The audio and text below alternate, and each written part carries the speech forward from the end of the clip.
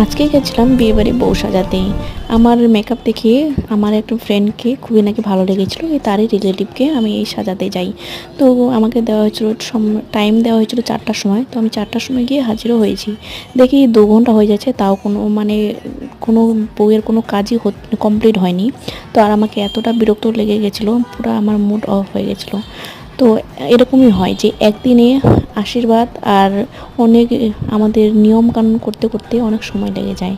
তো এই জন্য বলি, যারা যারা ব্রাইডালকে বুকিং করো তারা সব কিছু ম্যানেজ করেই করো, আর একটু তাড়াতাড়ি করার চেষ্টা করো, নাহলে সবাই খুবই বোরিং লেগে যায়, প্লাস আবার টাইমের মধ্যে ওদেরকে ছাড়তেও হয়।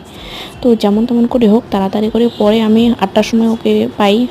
8টার সময় ও বসে, তো 8টা থেকে 9টা সাড়ে 9টার মধ্যে আমি ছেড়ে দিই। তাও ভাবুন তো, সাড়ে 9টা মানে কতটা, অনেকজন মানুষ এসে তো ওইভাবে বউকে না দেখেই চলে গেল। এখানে আমার তো কিছু করার নেই। তো যাই হোক, লাস্টে আর ওইটাও করতে পারিনি।